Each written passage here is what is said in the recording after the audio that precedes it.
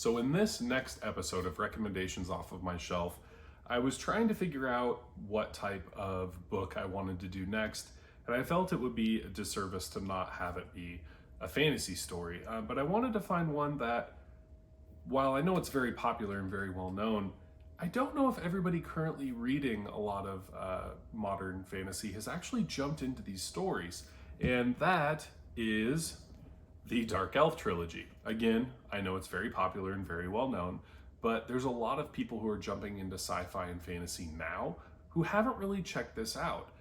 This volume specifically, the way that this one's made, I really love. I loved the way that they did the font. It looks very good for all of the chapter headers.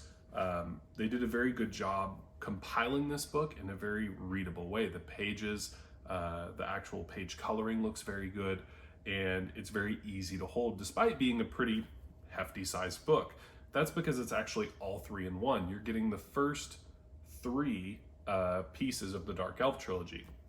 Now, a couple interesting tidbits about this is that the Dark Elf Trilogy are not actually the first books involving R.A. Salvatore's very popular protagonist, Drizzt Do'Urden. He had actually written the three books that are sequentially after this first, and then Drizzt became so popular, they asked him to go back and write three prequel stories. So the great thing about this is that you're getting R.A. Salvatore as a very polished version of his prose. And I think that's probably why it was so engaging for me the first time I read it. Now, what is this story about? Drizzt Do'Urden is a dark elf, and he lives in the caves with all of the other dark elves. R.A. Salvatore actually based the structure of the Dark Elf Society on Mario Puzo's The Godfather, The Mob, but if it was matriarchal rather than patriarchal, which is really interesting. And the structure involves all these different houses within that, basically secretly fighting amongst each other. It's a very devious society. These elves are all led by a spider queen, who we're not totally introduced to in this for the most part. We're mostly introduced to Drizzt and the immediate elf houses he's a part of. And it's Drizzt's journey from being part of these cloistered, hidden, dark caves to finally emerging to the world above and all of the different moral dilemmas that presents him. I would say that out of these three books, the first one and the third one were my favorites. I'd probably say the third one edges out the first one just a hair, but this is an incredible, incredible read. The middle book, I have to say, was a bit of a slog at times, only because I know that they intended this to be a trilogy, and so there were certain portions of it that just felt like it went on a little too long, but it doesn't hurt the overall narrative. The actual story does progress very well, and the first and third book move at just a ferocious pace. They're very, very engaging. Even though they're in about the 300-ish page range, they still read almost like an older pulp, which is really cool.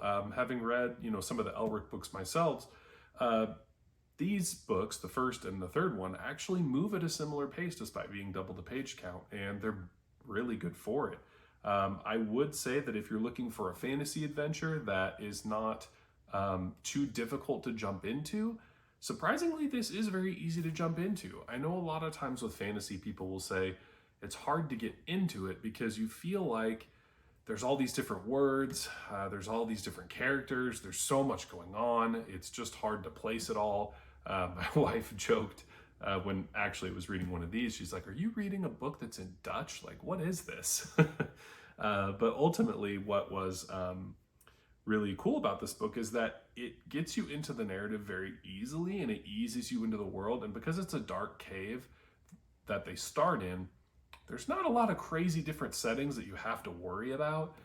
So there's not really an issue running into a ton of crazy words or a ton of crazy landscapes or all these different places.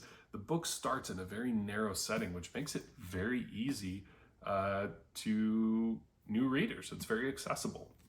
Also, I really like this edition because the way they presented the Todd Lockwood art really pulls you into the story, this cave with the mind flayers and Drizzt on the run. I am a cover junkie. I put a lot of effort into making sure that my covers have very powerful illustrations. to me, a cover sets the tone and mood of the book. And so I think that this version does a really good job at pulling you in and making you feel how important and monumental the story is to fantasy in general, because you got this giant, anniversary edition banner on it. This copy is also autographed by him because I was lucky enough to get to meet him. Another version that you can find are these guys here. Now, I was lucky enough at a used bookstore to find it with the spines intact on all of them, but how they actually work is this is the original, just standard paperback that you can find in just about any used bookstore. They're very easy to read. The page styles, the paper styles, it's pretty similar to the bigger one, but it's just a much easier pick up and play book. I would say that, if you're a fan of pulps and you want something else, this is a really good recommendation. If you're looking to get into fantasy and you want something new that is surprisingly accessible but has room to be very deep, this is a very good book.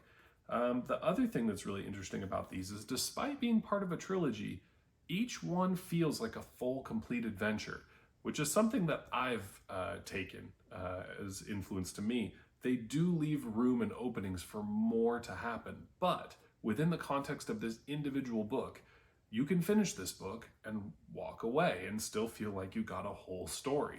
I was kind of in that boat. I read this book and it took me a long time before I ended up getting into and reading the subsequent ones after, and I never felt like there was, meat left on the bone. I felt like I got a complete story, which was really, really cool.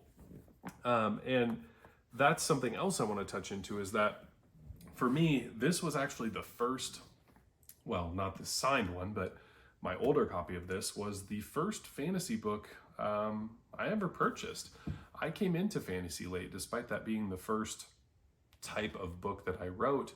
I was a big fan growing up of superhero fiction. I watched all of the same 90s cartoons I'm sure all of you are familiar with. Teenage Mutant Ninja Turtles and X-Men and Spider-Man, Batman, Superman, the list goes on. And I was a big comic book reader. I had always wanted to make comic books. And I had some friends who were interested in playing Dungeons and Dragons, and I had never really been someone who was interested in it, but I knew of it, and so I gave it a shot. And I remember thinking going into it, well, I had heard about these books from a friend of mine when we both worked retail. He had talked about how monumental R.A. Salvatore was, how good his combat writing was, how well he scripted his fights, and how influential the Drizzt books were. I then ran into another friend of my wife's who had all of these books, and he just espoused how amazing they are. And so I kept sort of having these little moments where I would meet people and they would talk about how great these books were. And so I thought to myself, if I'm going to play D&D, why not try out these books that are technically part of sort of a tangential universe? The Forgotten Realms is a part of their universe. And so I figured, you know what? Why not jump in? And I remember reading the first chapter of this book and being blown away by how exciting it was. I remember thinking, wow, there's all these different possibilities similar to superhero fiction, but in a really fun setting. I mean, there's a reason why the armor stylings and the sort of medieval-ish settings are so popular. It's because there's so much that you can do with them visually that's very engaging. There's sort of this fun mentality of not being too modern, but also the fun mentality of wielding all these different magics. It's very popular to have these types of medieval fantasy aesthetics for a reason, and they've stuck around for a long time for a reason. They're very engaging, they feel fun, and they feel like a world that's familiar yet completely their own. And that's something that I think when you're reading science fiction and fantasy can be very important, is truly escaping to a place that you could never get to, but that's comfortable enough that you could sit in a chair and chat with the characters who live in these books. So that would be sort of an overview of the overall impact that it's had to me.